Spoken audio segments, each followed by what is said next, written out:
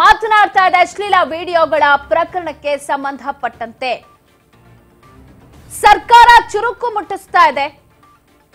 ತನಿಖೆಯ ಮುಖಾಂತರ ಇದು ಎನ್ಡಿಎಗೆ ಅಥವಾ ಮೈತ್ರಿಗಳಿಗೊಂದು ದೊಡ್ಡ ತಲೆನೋವು, ಒಂದು ರಿಸ್ಕ್ ಅಂತಾನೆ ಹೇಳ್ಬೋದು. ಅಂದ್ರೆ ವಿಡಿಯೋನ ಇಷ್ಟೆಷ್ಟು ಮಾಡಿ ಮೊಬೈಲ್ ನಲ್ಲಿ ಪೆನ್ ಡ್ರೈವ್ ನಲ್ಲಿ ಹಾಕೊಂಡಿದ್ದೆ ಒಂದು ದೊಡ್ಡ ರಿಸ್ಕ್. ಯಾವ ಕ್ಷಣದಲ್ಲಿ ಏನ್ ಬೇಕಾದ್ರೂ ಆಗಬಹುದು ಅಂತ ನೋಡಿ. ಒಂದು ಹೊಸ ಕೇಸ್ ಬಂದ ತಕ್ಷಣ ಅದೇನೋ ಒಂದು ಗಾದೆ ಮಾತಿದೆ, ಎಡಗಡೆ ಎತ್ತಿ ಗೊಡಿದ್ರೆ ಬಲಗಡೆ ಎತ್ತು ಎಚ್ಚೆತ್ಕೊಳ್ತಂತೆ ಅಂತ.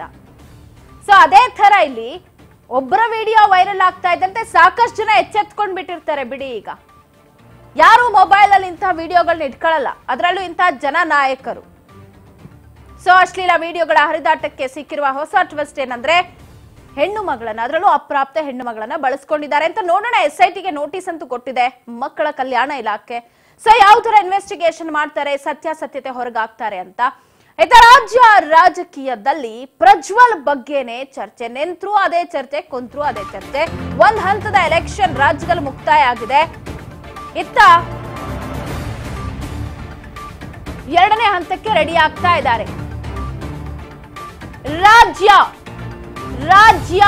ರಾಜಕೀಯದಲ್ಲಿ ಪ್ರಜ್ವಲ್ ಬಗ್ಗೆ ಚರ್ಚೆ. ಪ್ರಜ್ವಲ್ ರೇವಣ್ಣ ರಾಜ್ಯದಲ್ಲೇ ಇದ್ದಾರಾ? ಏಟು ಆರೋಪಿ ಜರ್ಮನಿಯಲ್ಲಿ ಇಲ್ವಾ? ಹಾಗಾದ್ರೆ ರಾಜ್ಯ ರಾಜಕೀಯದಲ್ಲಿ ಚರ್ಚೆ ಆಗ್ತಾ ಇರೋದು ಜರ್ಮನಿಯ ಫ್ರಾಂಕ್ಫರ್ಟ್ ನಲ್ಲಿ ಪ್ರಜ್ವಲ್ ಇಲ್ವಾ? ಹಾಗಾದ್ರೆ ರಾಜ್ಯದಲ್ಲೇ ಇದ್ದಾರಾ? ಚರ್ಚೆ ಆಗ್ತಾ ಇದೆ ಈ ಬಗ್ಗೆ. ವಿದೇಶಕ್ಕೆ ಹೋಗಿದ್ದಾರೆ ಅಂತ ತಂದೆನೆ ಹೇಳಿದ್ರು. ಹೋಗ್ಬಾರ್ದ? ವಿದೇಶಕ್ಕೆ ಯಾಕೆ ಹೋಗ್ಬಾರ್ದು? ಹೋಗಿದ್ದಾರೆ, ಬರ್ತಾರೆ. ಕೆಲವೊಂದಿಷ್ಟು ರಾಜಕೀಯ ವ್ಯಕ್ತಿಗಳ ಹ್ಯಾಬಿಟ್ ಮಾಡ್ಕೊಂಡ್ಬಿಟ್ಟಿದ್ದಾರೆ. ಪಾಪ ಕಷ್ಟಪಟ್ಟು ತಿಂಗಳಾನುಗಟ್ಲೆ ಪ್ರಚಾರ ಮಾಡ್ತಾರೆ, ಬಿಸಿಲು ಮಳೆ ಅನ್ನೋದೇ ಅಬ್ಬರಿಸ್ತಾರೆ. ಸೊ ಎಲೆಕ್ಷನ್ ಮುಗಿತಿದ್ದಂತೆ ಫುಲ್ ರಿಫ್ರೆಶ್ ಮೂಡ್ಗೆ ಹೋಗ್ತಾರೆ, ರಾಜ್ಯ ಬಿಡ್ತಾರೆ, ವಿದೇಶಕ್ಕೆ ಹಾರ್ತಾರೆ. ಕೆಲವೊಬ್ರು ಸಿಂಗಾಪುರ್ಗೆ ಹೋಗ್ತಾರೆ, ಕೆಲವೊಬ್ರು ಈ ತರ ಜರ್ಮನಿಗೆ ಹೋಗ್ತಾರೆ. ಬೇರೆ ಬೇರೆ ಕಂಟ್ರಿಗಳಲ್ಲಿ ರಿಲ್ಯಾಕ್ಸ್ ಮೂಡ್ ಅಲ್ಲಿ ಇರ್ತಾರೆ.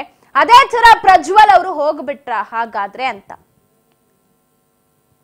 ಸೊ ಇದೀಗ ಪ್ರಜ್ವಲ್ ರೇವಣ್ಣ ಅವರು ರಾಜ್ಯದಲ್ಲೇ ಇದ್ದಾರಾ?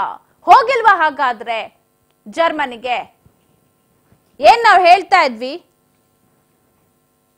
ಫ್ರಾಂಕ್ಫರ್ಟ್ ನಲ್ಲಿ ಇದ್ದಾರೆ ಅಂತ.